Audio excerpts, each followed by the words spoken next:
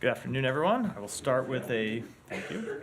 It's in a good mood. I'll start with a few opening comments. I'd like to start, as I said, with an update on our work to increase the delivery of humanitarian assistance to civilians in Gaza. On Sunday, Kerem Shalom, a crossing between Israel and Gaza, opened for the first time for the movement of aid into Gaza. The opening of this additional crossing, which we had been working to achieve for some time, will alleviate the strain on Rafah and dramatically expand the amount of aid flowing to innocent Palestinian civilians who need it most. Second, for the first time since October 7th, trucks carrying commercial goods moved into Gaza on Saturday. Additional commercial trucks are planned to enter Gaza today, and we hope to see this channel solidified and expanded over the coming days. It is a critical step towards improving the lives of the Palestinian people in Gaza that we see not just humanitarian aid delivered, but also commercial goods that can be sold in stores and markets. These two important steps forward came as a result of intensive diplomacy conducted by Secretary Blinken, Special Envoy David Satterfield, and others across the United States government who have worked not just to open channels for the delivery of food, water, and medicine to Palestinians, but also to ensure the amount of assistance that flows through those channels is sustained. While this weekend's breakthroughs are important, they are also not by themselves not sufficient. We will continue to work closely with the governments of Israel, Egypt, and partner countries in the region to further increase the humanitarian assistance flowing into Gaza to address the needs of the Palestinian people. With that, Matt. Okay, thank you. Well, wouldn't you say that opening Kerem Shalom improves the lives of the Palestinians in Gaza, but wouldn't not killing them improve the lives of Palestinians in Gaza? I think Hamas surrendering and stopping using them. There's no reason why it can't happen. I mean, as much as people call on Israel to take steps, Hamas bears responsibility here, and Hamas stopping using them as human shields when Israel is trying to target Hamas for the attacks it conducted on October 7th would also do a great deal to protect innocent Palestinian civilians. You would accept, wouldn't you, that it doesn't matter how much humanitarian aid is going in if everyone's dead?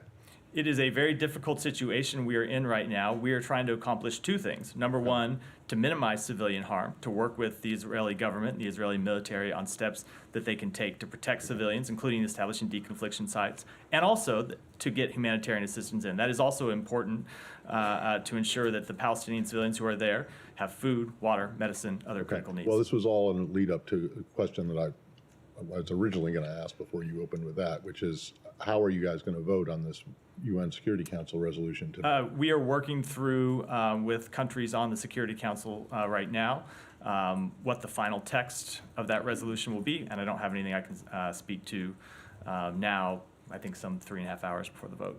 Do you think that there is any way that there could be language negotiated that would allow you to vote for it? Rather, or is abstention the best that anyone can hope for? So there was a previous Security Council resolution around a month ago that we voted for as it relates to the conflict in Gaza. So we are always trying to get to a place where there's language that we agree with, that other Security Council members agree with. But right now, when we're in the middle of the negotiation process, I wouldn't want to speculate where it might. You don't want to handicap it and see what, where does it look right now? No, I think I'll wait and see how the vote how it goes later today. All right, thank you. It will depend on, of course, what the final status of the language is. Can I just clarify one thing on that? You said several hours before the vote. You are expecting a vote today. Some were saying that the vote could be postponed another day. It was our expectation. Of course, it could always be postponed. Sure. That was the original plan for it to be today, but of course, it could be postponed.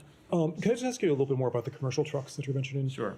Is that because of the entryway of the second point, Kerem Shalom, or is that through Rafah? No, they're through Rafah, actually. Through Rafah. These are two separate measures that we are trying to achieve. One, to get Kerem Shalom open, so we alleviate what has become kind of a difficult situation at Rafah with the amount of trucks that can get through, but also to the warehouses that are on the Rafah side. And two, commercial trucks, getting commercial traffic reflowing means that you have an additional source of assistance coming in, or it's not assistance, it's food and other goods. So you're not just relying on UN agencies and other humanitarian organizations to deliver critical goods. Is there just a little bit more detail you can offer about that in terms of what the commercial trucks are delivering, who is supervising it, which commercial entities are? Not that I can do from here. I'd be happy to get back to you, but it is for the most part food. Yeah, Mary. Matt, just on CIA Chief Bill Burns has met with Qatari Prime Minister on the hostages. I'm wondering if there is anything you can offer on that. Is there any renewed optimism for a new deal on the hostages?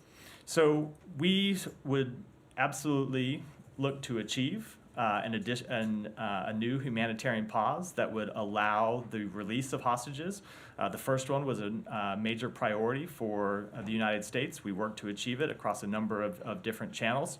And of course, that humanitarian pause was successful in securing the release of more than 100 hostages and increased humanitarian assistance moving into Gaza, because once you have sustained pauses, humanitarian assistance that gets into Gaza can more safely and easily move around to get to the people that actually need it. So we would absolutely support reaching a deal to achieve those positive outcomes again, but I very much wouldn't want to handicap it. We had a pause that was working well, and Hamas reneged on the commitments it had made and launched terrorist attacks and refused to release hostages that it had agreed to do, and that led to the collapse of the first pause. So I never want to bet on Hamas's good faith, but we absolutely will try to pursue a resolution here. Right, and on what Matt was saying, U.S. has put in a lot of diplomacy on trying to get the Israelis to put in more protections for civilians, and Secretary was there, and he departed from Israel December the 1st, and then after Southern Gaza offensive has started, and you guys have been sort of reluctant to weigh in on how Israel has conducted the Southern Gaza offensive. You said it's too early to make an assessment. So would you like to make an assessment? So right since now I on, said like, that, you have seen, sorry to interrupt if there was, Yeah.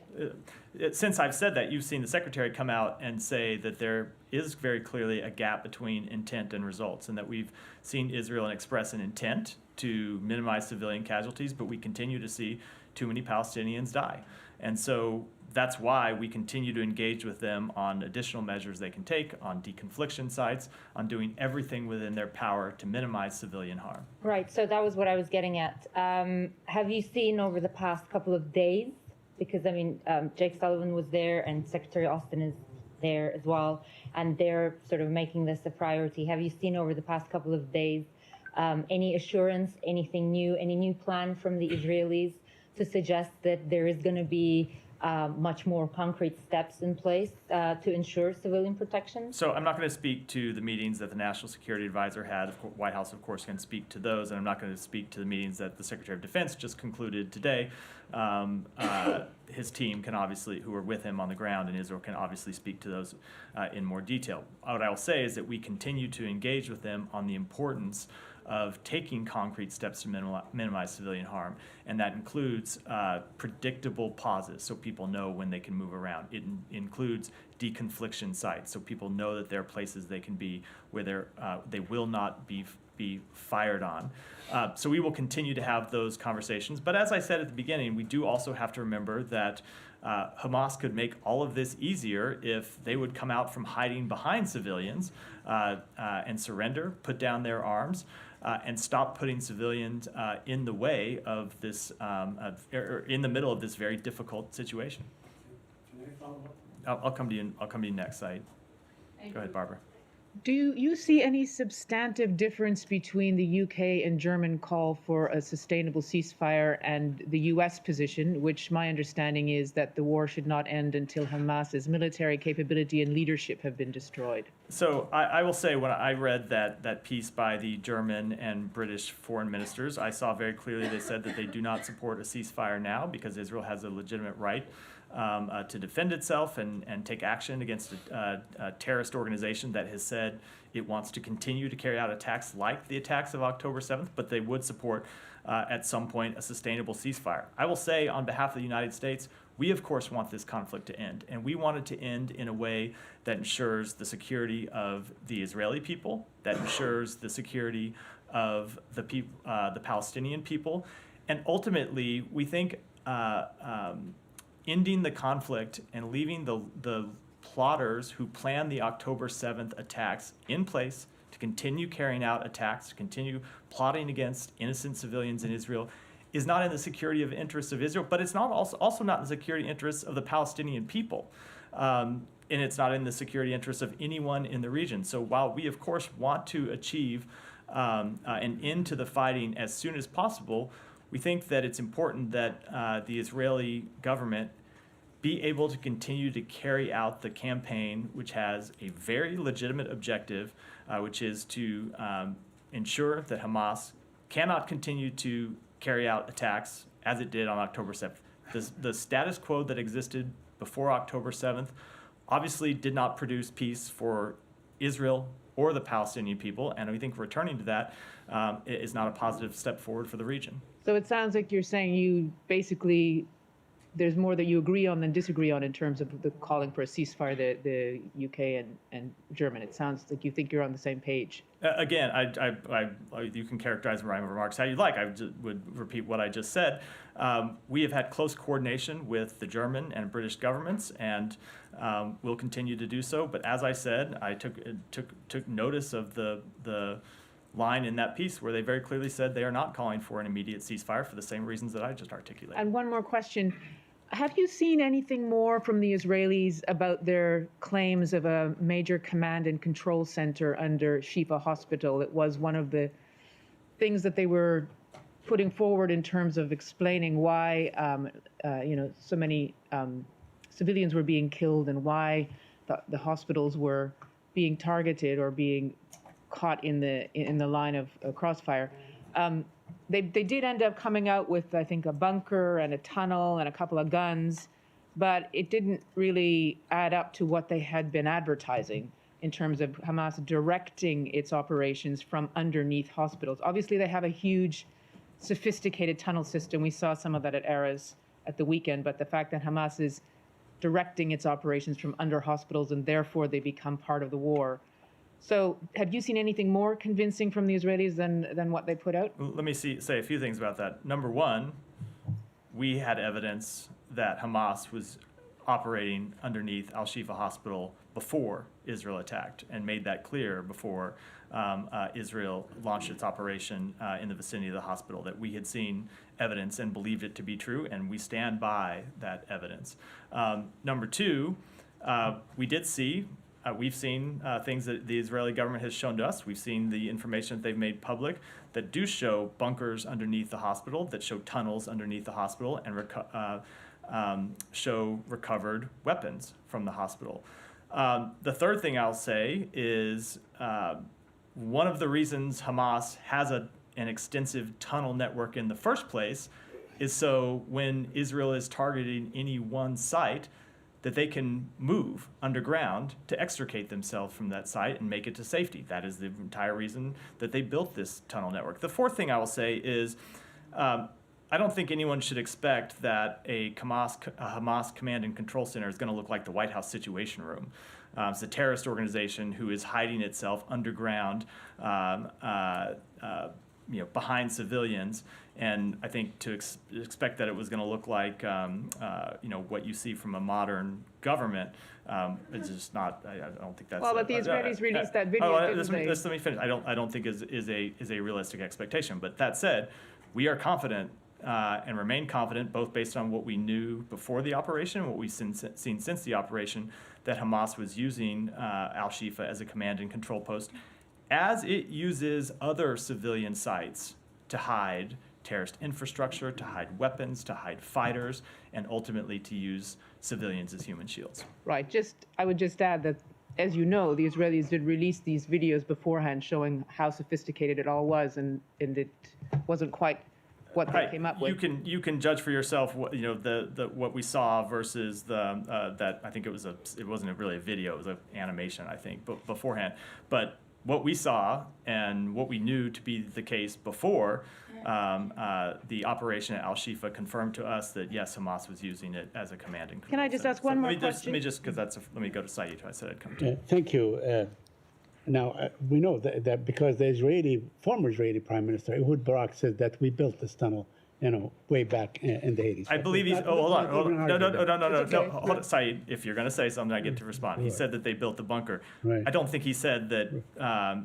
Expected that bunker to be used by Right. fighters Okay. as where civilians are on top as human shields. Those are very, just because you build something doesn't mean you expect it to be used by a terrorist organization hiding behind civilians. So it doesn't really matter who built the initial Well, I bunker. think the evidence is quite thin on that. But anyway, let me ask you a couple of things. I can't let that go by. I can't let that go by without saying something. If you believe the evidence is quite thin, fine. But we remain quite convinced about what Al Shifa was used for. And I will say, saw the cache of weapons, saw the cache of ammunition, and ultimately, as I said, are quite confident based on what we know that Hamas was operating under that hospital. Which again, I don't think is a very controversial statement. I think it's pretty well established. Remember, we did have that exchange where you asked me to send articles, and I sent you the articles, not from the U.S. government, but from independent news outlets documenting. Do you have any evidence at all that any of the supplies that the U.S. put into Gaza pre-October 7th were used or this administration, previous administrations were used? Supplies in what? Well, construction material, that kind of thing. Not that I have seen. No, so none of the money and none of the money and none of the Not that I have seen. No. that went in. Not Can- that I have May I seen. just follow Go up with ahead. my questions? Now, you said that Israel's goal, a legitimate goal, as you called it, is to make sure that Hamas is unable to conduct anything similar to October.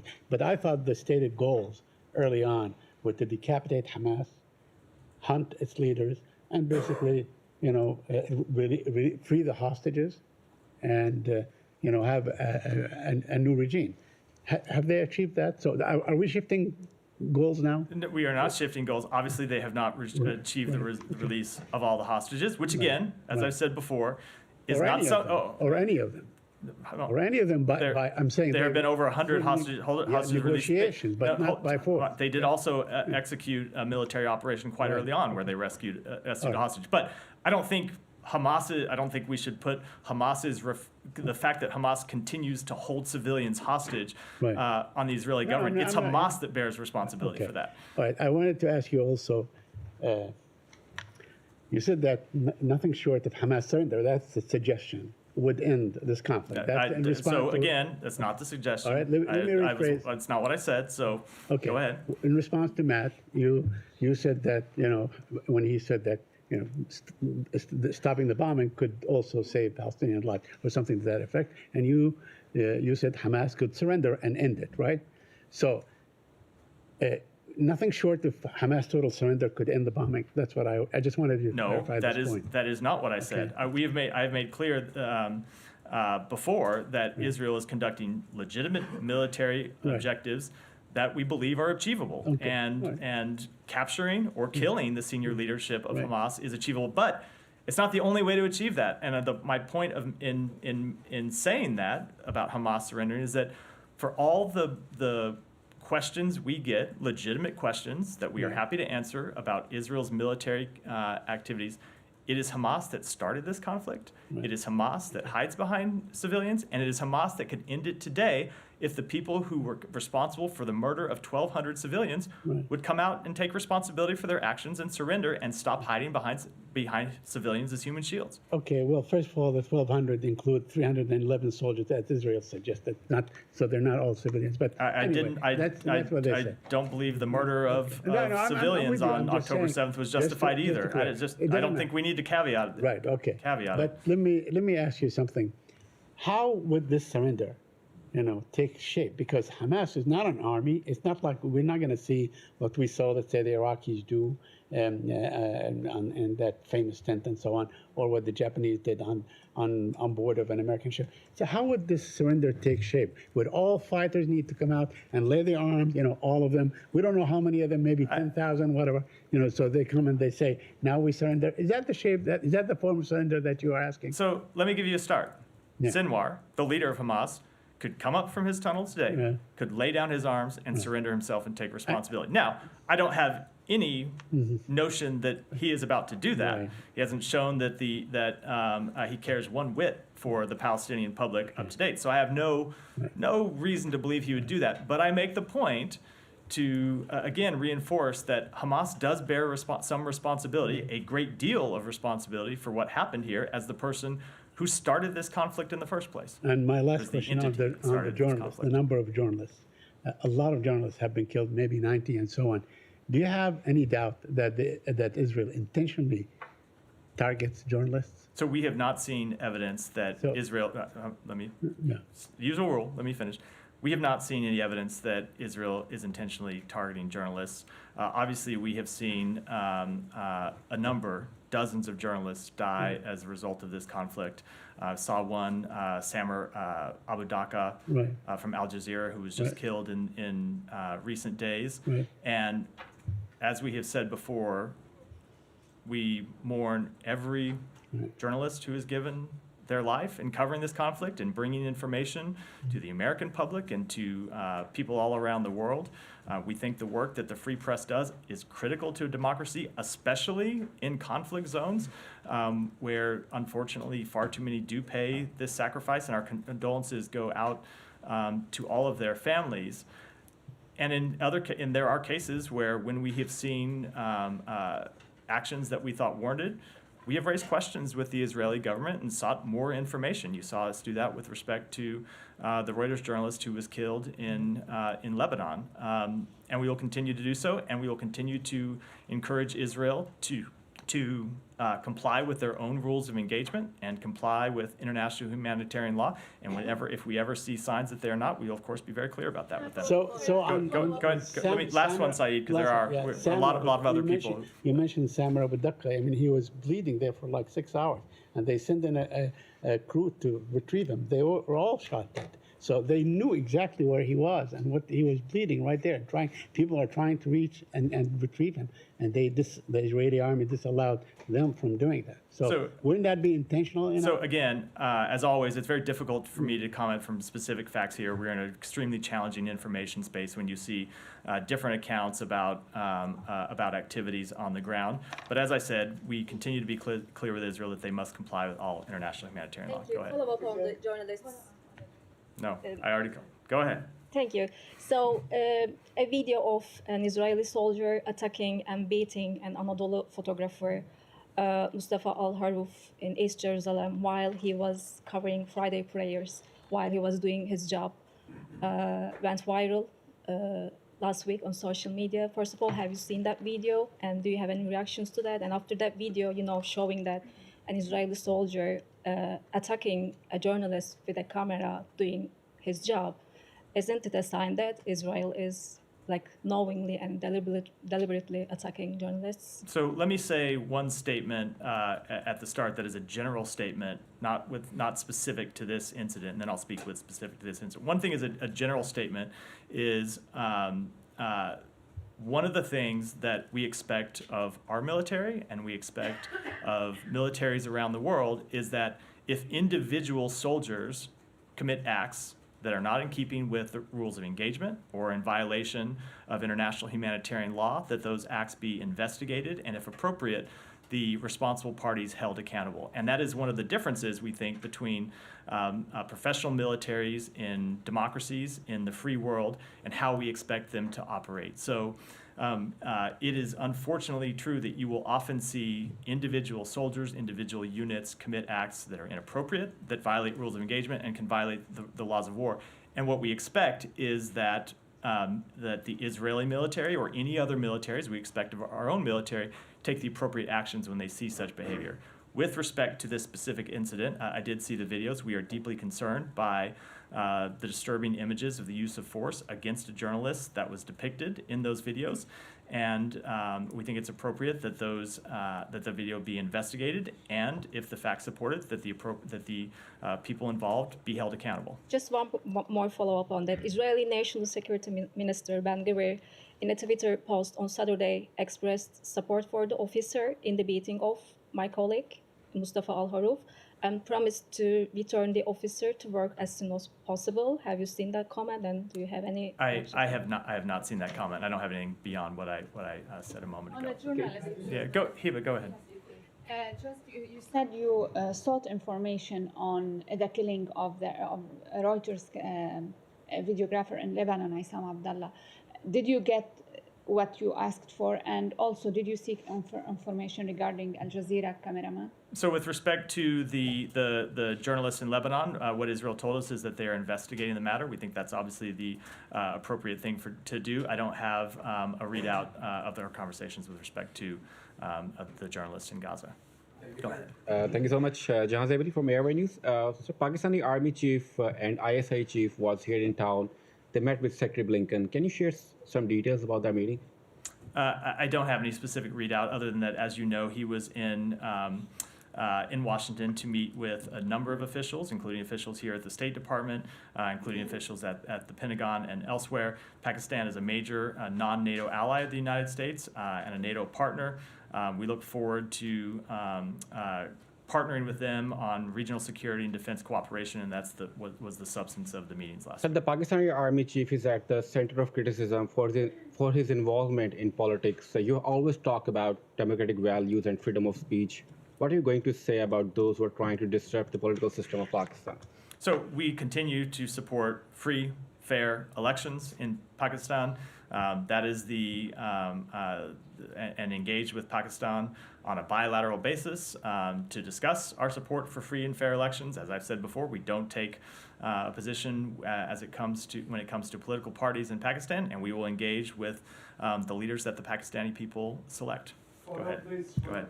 No, stop. I'll work my way around. Free and fair elections. Did I miss a statement congratulating El-Sisi on his victory in Egypt? There has not been one yet. Do you plan one? There hasn't been one yet. Thank you. On the intent of Israelis to minimize civilian casualties, a few days ago, a mother and a daughter were sheltering inside Gaza's only Catholic church, and they died. And also 3 Israeli hostages were killed, even though they were shirtless, and they were waving like a white cloth. How is it possible that this is like mistakenly shot, even though they were like just holding white cloth? So I will say, with respect to the death of those 3 hostages, obviously it's a tragic incident, extremely unfortunate, as it is tragic when any civilian is killed. And I'll say we noted the comments by the Israeli defense chief, who came out and reiterated after that shooting that he fully expects everyone in the Israeli military to act within the rules of engagement. He said that those shootings were outside of the Israeli rules of engagement. And that goes to the point I was making a moment ago about what we expect from a professional military in a democracy, which is when there are actions that are inappropriate, that violate the rules, that violate the laws of war, that those militaries take actions to investigate them and actions, if appropriate, to hold people accountable. Go ahead. Yeah, but there are too many actions lately. Like, why did they bomb a church, a Catholic church? Why would they target the Catholic church? Where a mother and a daughter were killed. So I will say, as always, it's very tough for me to speak to specific incidents, and when oftentimes there'll be disputed facts. We did see those reports. We were quite concerned by them. We've been raising those concerns directly with the Israeli government. One of the things that we have advocated from the beginning of this conflict is deconfliction sites to ensure that schools and churches and hospitals are not attacked. And when we have concerns, we will continue to raise them with the Israeli government. And do you have one more, and then I'll go. Yeah, and do you have any update on the situation on the border of Lebanon, the escalation? I don't, other than that it continues to be a priority for us to ensure that this conflict does not widen. Go ahead. I'll come to you next, Alex. Yeah, go ahead. There's a provision in the new NDAA that allows the U.S. to prosecute foreign officials accused of bribery. Is this something the State Department supports, or are you concerned that it could encourage foreign governments to reciprocate and prosecute Americans? You know, I just don't have a comment from here on what is still draft legislation. So, Alex, Thank you, Matt. You guys signed a DCA with Finland this morning, and the Secretary announced that there will be another one with Denmark later this week. We, of course, also witnessed earlier this month you had DCA with Sweden. How concerned is the Secretary about the threats coming from Russia against these countries, particularly pointing at Finland and Sweden over the weekend, saying that there was no trouble, but there will be? I would say that we continue to be concerned about Russia's aggression broadly. And one of the things you've heard the president say is that the reason why it is so important that we support Ukraine is that we don't assess that Putin would be satisfied and would stop at Ukraine if he were able to ultimately conquer Ukraine and subjugate it to Russia. And so and I will say you have seen countries in Europe express this same concern. It's not a secret. I think that was one of the motivating factors for Finland to join NATO and for Sweden to seek to join NATO.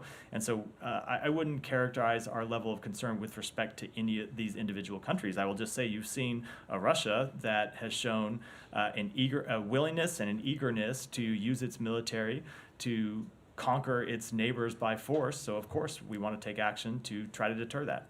Thank you. And when it comes to measures against Russia, do you have any comment on EU's today's decision on a 12 sanctions package against Russia? Are you supported? Are you encouraged by So we have coordinated with the EU on those sanctions as we have with the EU on sanctions since the outset of this conflict. We continue to work with the EU and with the G7 and our other partners around the world to ensure that the sanctions we have imposed are tightened, and we seek out and hold accountable those who try to evade our sanctions and impose new sanctions if we do see the ones we have being eroded in any way, and we'll continue to do that. Thank you. Please come back to me later on. Jenny, go ahead. No promises, Alex. There's a lot of people. Just to interject briefly, Yeah. do you have anything to say about the Serbian elections? The opposition's crying foul. Do you have anything to say about the result, either the result or about the process? So we are reviewing the OSCE's preliminary findings and conclusions with respect to this election. We welcome the opportunity to continue working with Serbia's next government to strengthen democratic governance and rule of law, and to advance regional stability, continue economic growth, and accelerate progress on Serbia's path to EU membership. Okay, but as for the allegations of the opposition about the OSCE has issued preliminary findings and conclusions, not their final findings, and we are reviewing those. And I wouldn't want to comment while that review is ongoing. Janny, go ahead. Thank you, Matt. One on North Korea, one on China.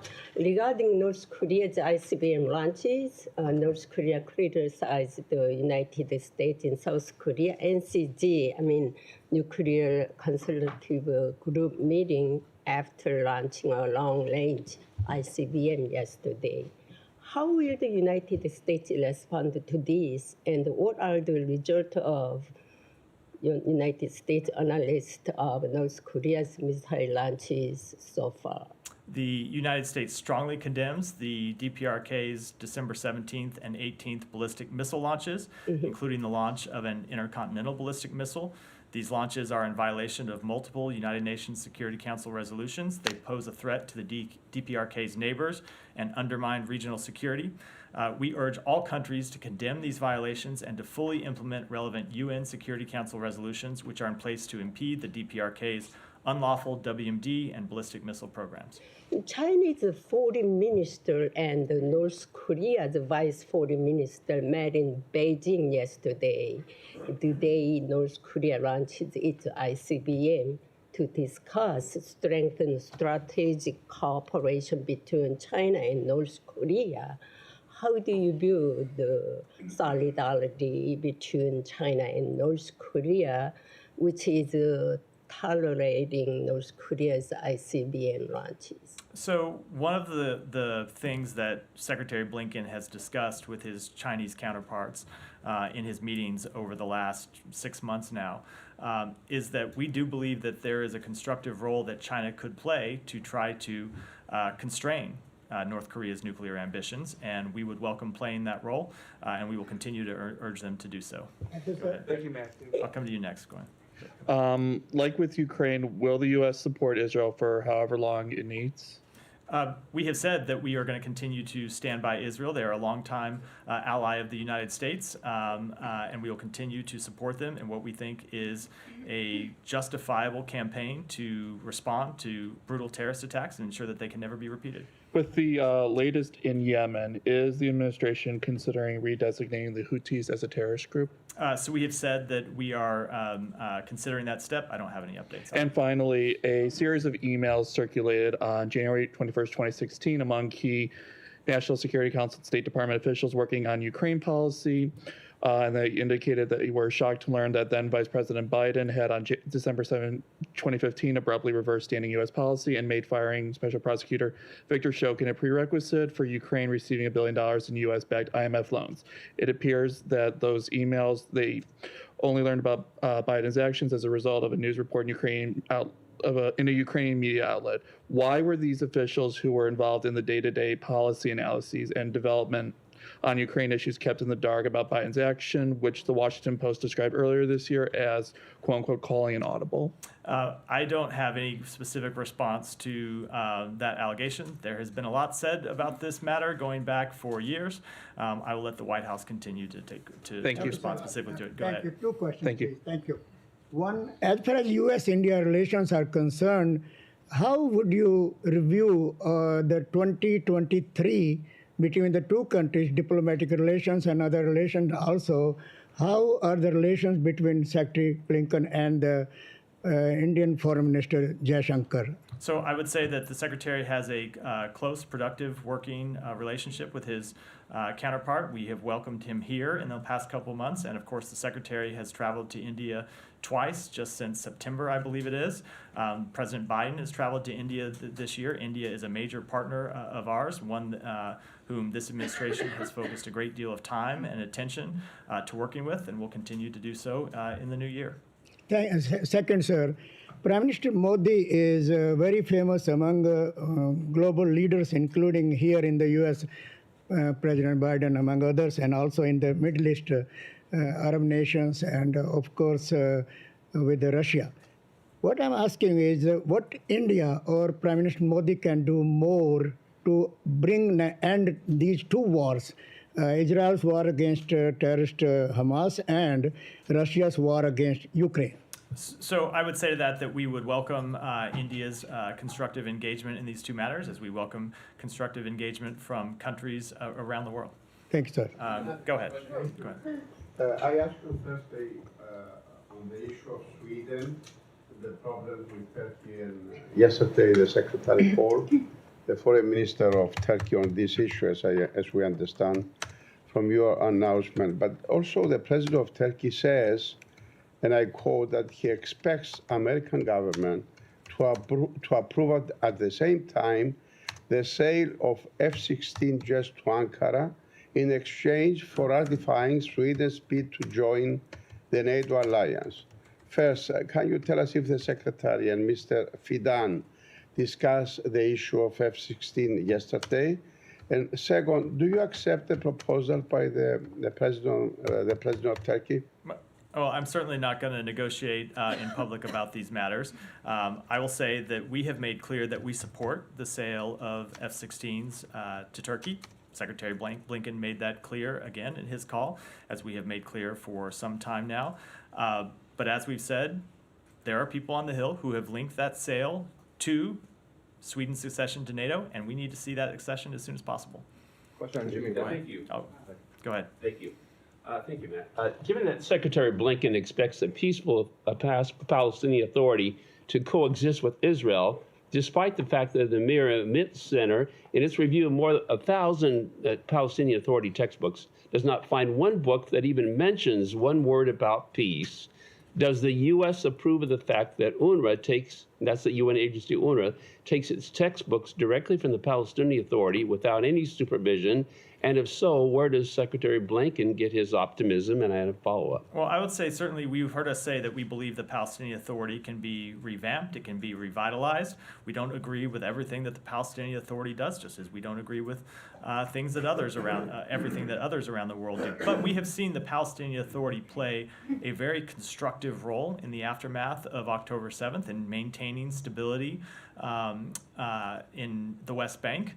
And we believe that a path forward at the end of this conflict is for the Palestinian Authority, as the legitimate representative of the Palestinian people, to exercise a leadership role in a reunited West Bank and Gaza.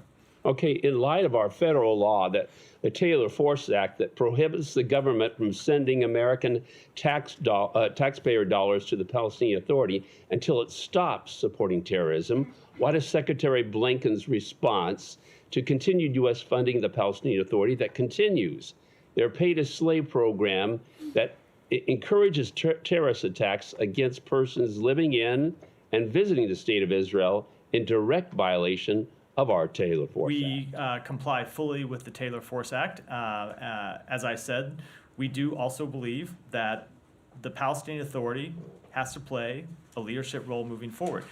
There is going to be an end to this conflict at some point. And at the end of this conflict, there needs to be an answer to the question of who governs Gaza, who governs the West Bank, and that question needs to be ultimately determined by the Palestinian people. And right now, the Palestinian Authority is the legitimate representative of the Palestinian people, and we will look to them Well, to play 30, I just that want to role. ask, how are we complying with the Taylor We Force comply Act? with all of its various rules and regulations. Go ahead. Thank you very much, Matt. Two questions. One, last week, 21 Pakistani soldiers were killed by the Taliban. The weapons they were using were the American weapons which President Biden's left in Afghanistan, worth billions of dollars. And I raised this question here before as well. What's the State Department reaction to that, an ally getting killed by their weapon? That's my first question, if you have any reaction So to we that. express our condolences to those who lost their lives. And second, right now the trend from Afghanistan, which for last 8 years, again, heroin is something that I continuously to raise questions about since last many years.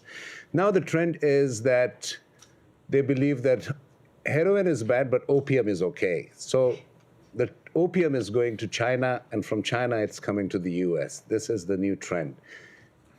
While the US was in Afghanistan, it did not do much, in my opinion, about stopping that trade. And that trade continues to happen, and that opium gets to turn into heroin, and it lands on the street of the United States the most.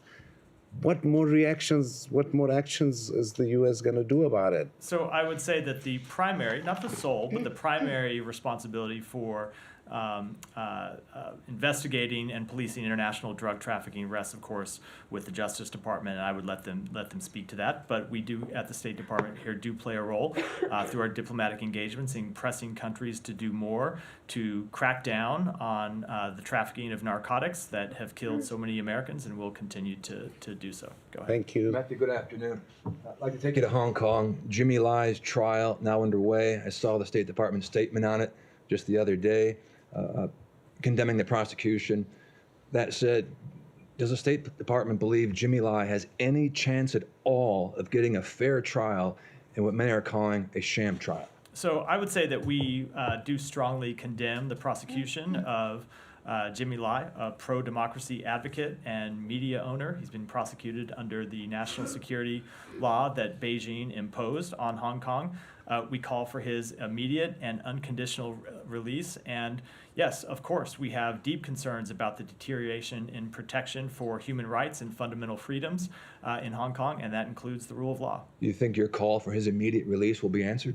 I will just say that we will make clear our position. We will make clear our priorities. We don't think he should have been detained in the first place, and we think he should be released immediately. One more quickly. He's a devout Catholic. U.S. Catholic bishops have called for his release. How much of a role, if any, do you believe his Catholic faith played in China targeting him? Again, I wouldn't want to speculate about that, but I'd say that we do think he very much is being targeted for the pro-democracy actions that he's taken, and should be released immediately. Do you have a follow-up? Yeah, go ahead. There were some calls, particularly from the Hill, to change the status of Hong Kong's missions in the United States. You know, they have diplomatic. This predates the crackdown. Does the administration have a stance on that? Let me take that back. Sure. Yeah, go ahead. Thank you. What can we expect in the Kosovo talks during the U.S. election year of 2024, specifically given that the establishment of the Association of Serb-majority Municipalities have not been formed, and despite the explicit stance of the U.S. that this is a legally binding obligation for Prime Minister Albin Kurti to establish them? I'm going to have to take that one back as well and get you an answer. Alex, let me go to you, then we'll go back there, and then we'll finish up. Yes, sir, I have two questions. Today marks 2 months since also Kurmasheva's arrest. Russia's independent human rights group Memorial designated her as a political prisoner. Do you agree with that assessment? I will say that I'm not going to speak to that assessment, but I will say that we continue to call for her. We continue to engage with the Russian government to seek more information on her case. An update on designating her arrest? No. Azerbaijan figure, if I may. The opposition figure, leading opposition figure, Tovgi Agbu, got arrested over the weekend in light of ongoing crackdown against critics ahead of the election. What was your reaction, and any position do you have on the snap elections in the country? So the recent trend of detaining journalists, civil society activists, and opposition figures in Azerbaijan is deeply troubling.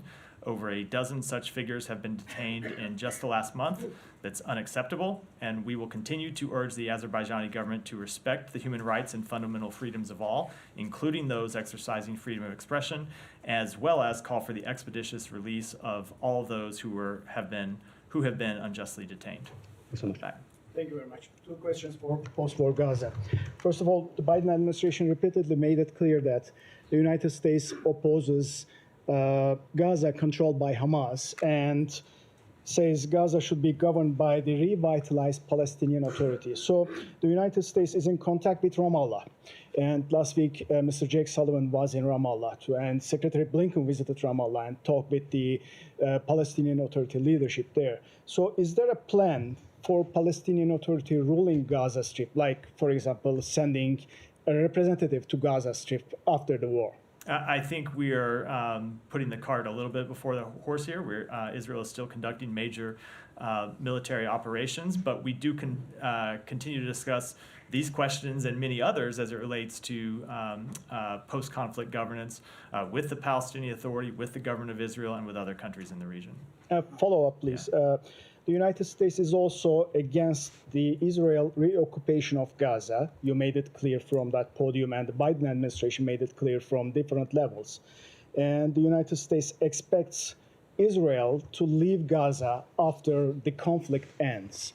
So beyond the wishes and expectations, the United States is the first country on earth who is able to convince Israel what to do or what not to do. I'm not suggesting that you are telling Israel what to do or what not to do, but you are able to do so. So can the United States give assurances to the world that Israel will leave Gaza after the conflict and Israel will not decide to determine the future of Gaza unilaterally? What I can give you assurances is what the United States will do, and that is to continue to make clear that there cannot be a reoccupation of Gaza. Yes, there will need to be some transition period at the end of this conflict, so there is not a security vacuum on the ground, but ultimately, as the Secretary has been very clear and the President has been very clear, there cannot be a reoccupation of Gaza. And I would say that ultimately, it goes to a different but related point that I was making earlier, that is not just in the interest of the Palestinian people, but we believe it's in the interest of the Israeli people as well. With that, thank you. I wanted two things. I'll be very brief on your choice of words, one regarding Israel and one regarding the Palestinian Authority. You said in an answer to an earlier question that Israel is a quote-unquote long-standing ally of the United States. Now, you know, Israel is many things. It's a friend, it's a strategic partner, but there is no alliance between it. So you haven't changed. You haven't slipped ally in officially, capital A. Partner. Okay. Thank you for the edit and preventing me from having to put an asterisk in the transcript now. And then on for the PA, you said in response to two questions that the Palestinian Authority is the legitimate representative of the Palestinian people. How do you come to that assessment? When was the last time the PA was elected? It was, I don't know, in the 2000s, I believe. They are the representative of the Palestinian people. As you know, though, the Palestinian Authority is, in particular, President Abbas is deeply unpopular. And we believe that we should But you still think that they are the legitimate. They are. They speak for all Palestinians. I don't think there is any one government that speaks for every member of its community, of its but they are the legitimate representative. They are, but you do believe that they are the ones who can act, or who should be acting on behalf of the Palestinian people. Yes, a revamped, revitalized Palestinian Authority. Okay, well, what about the current one? That is, well, the current Palestinian Authority with reforms, with revitalization, yes. But what now? Who represents the Palestinian people? I mean, obviously, the Palestinian Authority does. Even though it's not revitalized and revamped. They are, and what I am referring to when I talk about revamped, revitalized Palestinian Authority is for a Palestinian Authority to govern Gaza, you were going to have to see a revitalization. Just in terms of presence, they don't have the Does that mean forces that there has to be an election to? We support free and fair elections. I think you can't Okay, well, really the hold last an election Palestinian election free and fair was in Gaza, and Hamas won. And we support free and fair elections going forward. I think you can't hold an election in the middle of a conflict. Obviously, there needs to be a transition process to establish that. But that's what we support for the Palestinian people, as we do for anyone in the world. All right. Thanks.